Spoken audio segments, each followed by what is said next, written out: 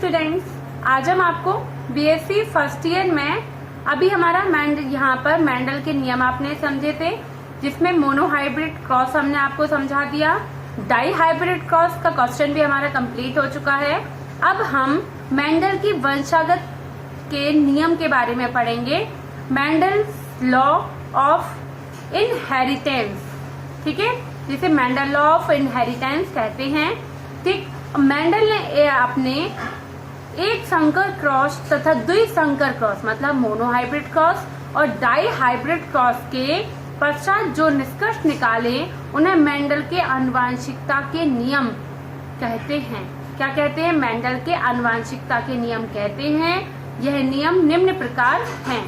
किस प्रकार है ये नियम? निम्न प्रकार। जैसे पहले 3 नियम दिए गए थे, जिसमें से पहले नियम को प्रभाविता का नियम कहते हैं, दूसरा लक्षणों के पृथक्कीकरण का नियम कहलाता है और तीसरा होता है स्वतंत्र अव्यूहन का नियम कहलाता है।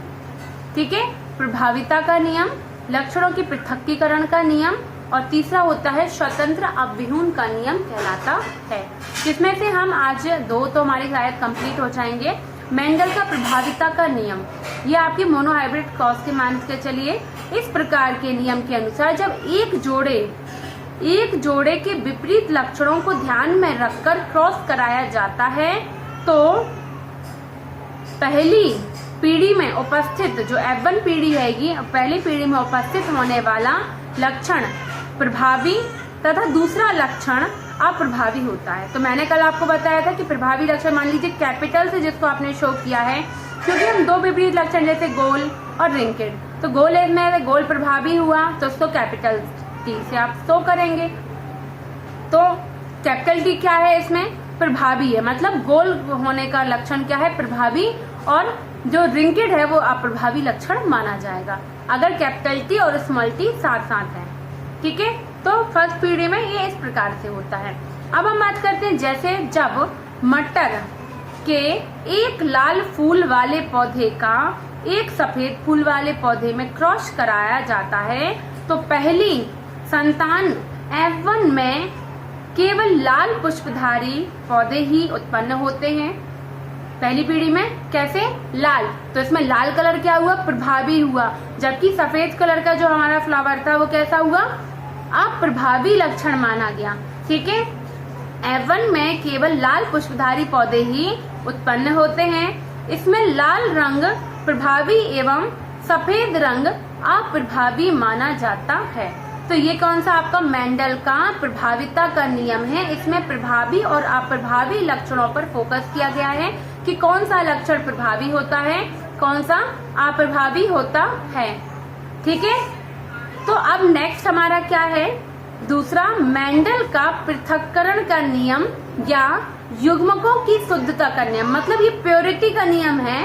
इसको हम इंग्लिश में कहते हैं मेंडल्स लॉ ऑफ सेग्रीगेशन और law of purity of gametes, मतलब गैमीट्स की प्योरिटी शुद्धता के लिए ये बताया गया है। ठीक है, अब हम इसके बारे में बताएंगे कि इसमें कैसे युग्मकों की शुद्धता का पता लगाया जाता है।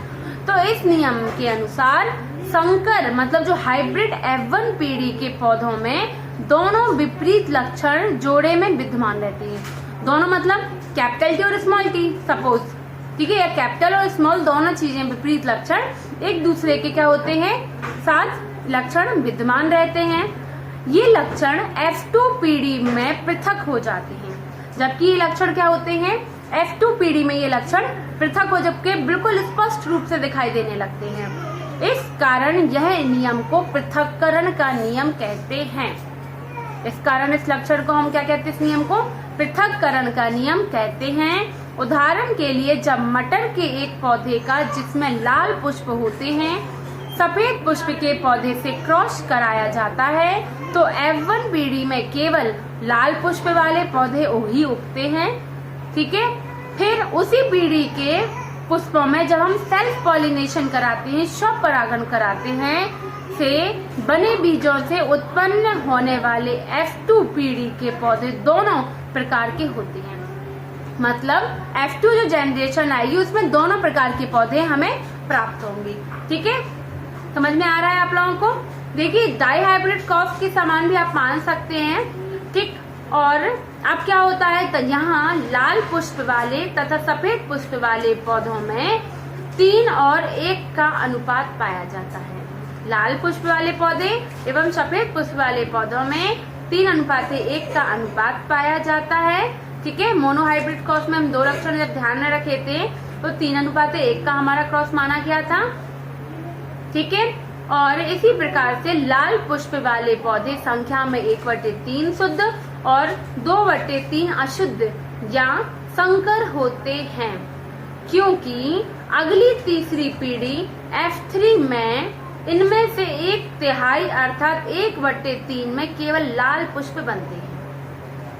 1/3 में लाल पुष्प बनते हैं, शेष 2/3 मतलब 2/3 लाल पुष्पों से अगली पीढ़ी में फिर सफेद कैसे बनेंगे, सफेद एवं लाल पुष्प बनते हैं। तो हम कह सकते हैं कि यहाँ पर सेल्फ पॉलिनेशन से लाल रंग और सफेद रंग अपनी अलग अलग स्पष्टता दिखा रहा है। ये स्पष्ट होकर मतलब पृथक होकर अपने आप को शो कर रहा है, इसलिए पृथक्करण का नियम इसको कहते हैं, ठीक है। जब लाल पुष्प वाले पौधे जिनके कारण कैपिटल RR है को सफेद पुष्प वाले पौधे जिनमें स्मॉल RR मान लिया, मतलब लाल पुष्प वाले पौधे को कैपिटल RR से शो किया, स्मॉल वाले को हमने सफेद को हमने स्मॉल r से शो किया, ठीक है। दोनों के मध्य हम क्रॉस कराएंगे, आप एरो लगा सकते हैं, ठीक है।